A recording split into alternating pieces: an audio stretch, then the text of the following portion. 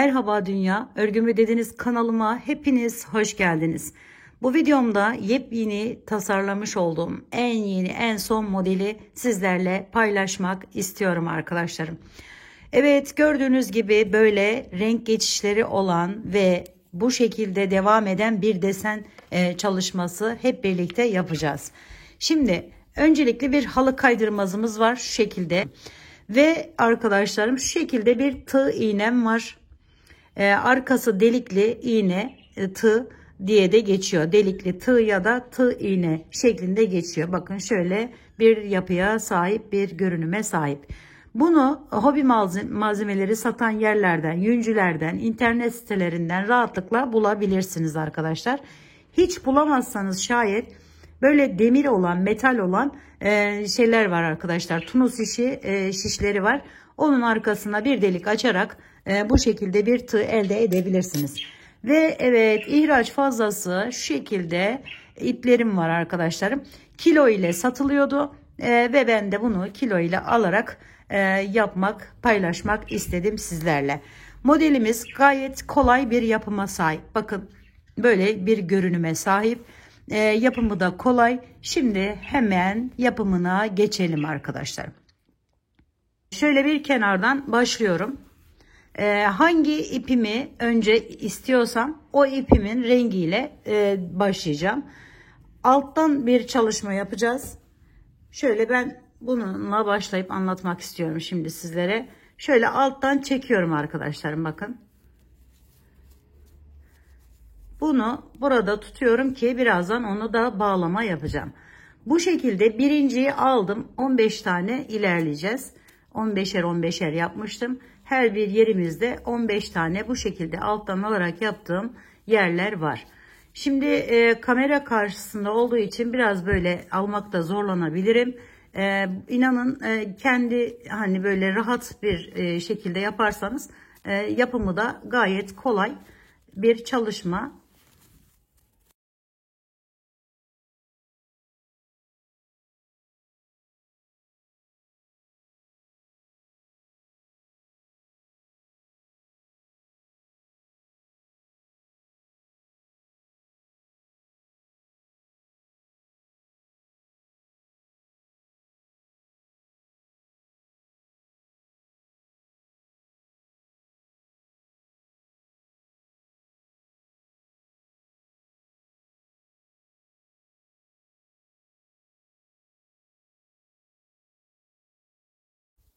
Şimdi 15 tane buraya bu şekilde topladıktan sonra sayalım hemen. 1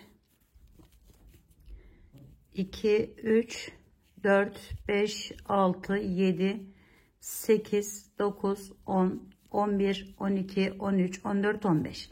Evet, 15 taneyi topladım. Hemen şöyle çekiyorum bu tığımdan. Bunu buraya bağlayalım. Daha sonra iç kısmına çekip bunları tamamen yok edebilirsiniz arkadaşlar. Şimdi şöyle bakın, yer oluşmuş oldu.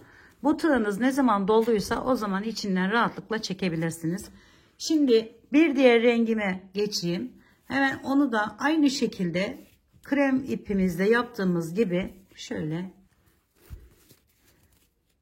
bakın şöyle tutuyorum ve onu da yine bu şekilde bağlıyorum. Bir tane, bunu da yine 15 tane devam ettiriyorum arkadaşlar.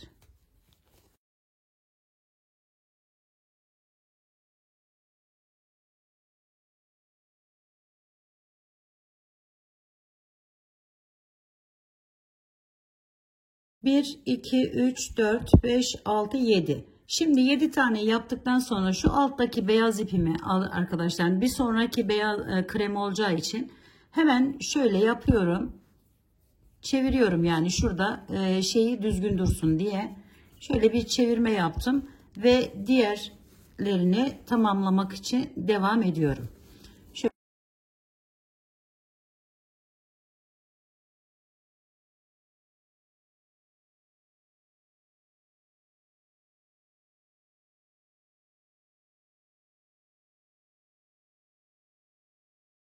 15 15 15 Bunları ilk etapta bu şekilde yapıp içerisinden çekiyoruz arkadaşlar. Şimdi sıra krem rengi ipimde. Bakın şurada. Bunu da bu şekilde yine bir 15 tane buradan devam ettiriyorum. Burası bu şekilde devam ediyor. Yani hiçbir değişiklik yapmadan böyle 15-15-15 takacağız ilk sırada. İkinci sırada ise arkadaşlarım bakın şurada hemen buradan gelebiliriz. Bu tarafa doğru gelebiliriz. Ya da buradan tekrar ilk başlı yerden geri yapabiliriz. Burada tercih size ait. Şimdi burayı farz edin ki yaptık. Şöyle 15 taneyi.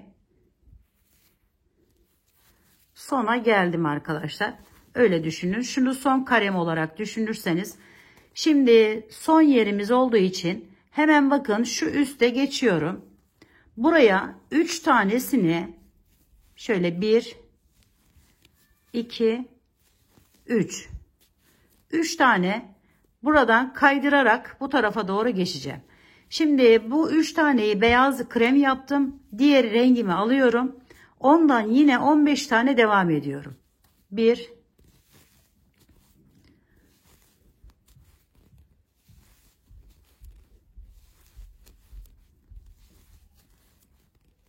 'Gördüğünüz gibi ilk başlangıç biraz zordu sadece. Daha sonrası daha da kolaylaşıyor.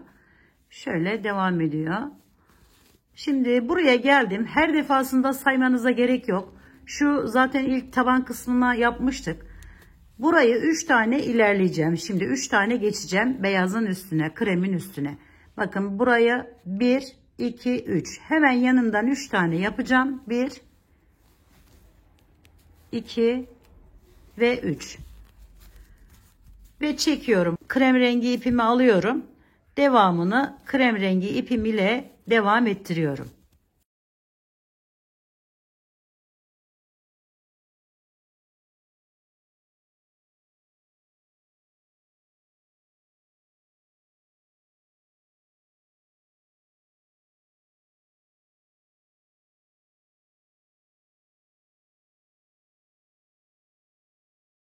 Evet, şimdi bakın burada 12 kaldı. 3 tanesini buraya aldık.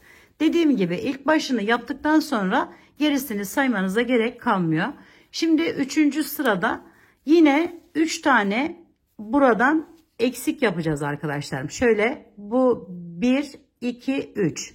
Yani 12'yi biz 3 tane eksilterek 9'a düşüreceğiz sayımızı.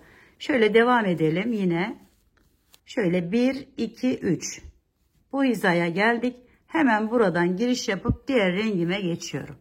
Bunu 7 tane yaptıktan sonra ise beyazı alttan böyle bağlıyorum ki şey olsun, düzgün dursun diye. Yine bu bakın bunu 15 tane yapıyorum.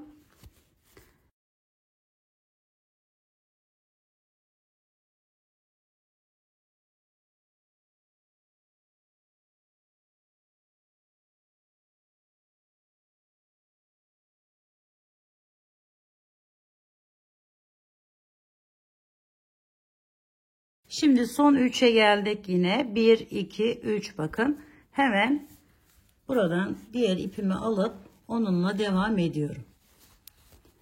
Çekmedik. Bakın ipimiz yoğunlaştı. Tığım yoğunlaştı. Hemen şöyle çekebilirim. Bunu ne zaman böyle şey yaparsanız arkadaşlar sizi yormaya başlarsa o zaman böyle içinden çekiverin. Tekrar başlayın. Devam edin derim. Şöyle 3 düz sayısı bakın 6'ya çıkmış oluyor. Şimdi bir sonraki sırada bu sayı 9'a çıkacak arkadaşlar. Evet. Bakın şöyle. Buradan devam edecek. Burası bu tarafa doğru giden bir çalışma yapmış oluyorsunuz böylelikle. Yapımı gayet kolay gördüğünüz gibi. Şimdi biraz da kenar. Bu kenarına ben herhangi bir şey yapmadım. Bakın şöyle ters sık iğne tekniği kullanarak çevirdim arkadaşlar. Onu da şu şekilde yapıyorum ben. Şöyle aldım. Tersinden yaptım bakın. Kendimize bakan tarafından çevirdim. Daha tırtıklı, daha şey oluyor. Dilediğiniz her türlü şekilde de yapabilirsiniz. İp de takabilirsiniz. Böyle püsküllü isterseniz şayet.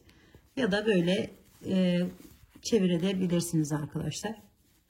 Evet arkadaşlarım, kenar kısımlarında bu şekilde yaparak bu güzel çalışmayı sonlandırmış bulunmaktayım. Umarım bu projemi sevmiş ve beğenmişsinizdir. Örgümü dediğiniz kanalıma abone olmayı, beğenmeyi ve yorum yapmayı da unutmazsanız çok sevinirim arkadaşlarım.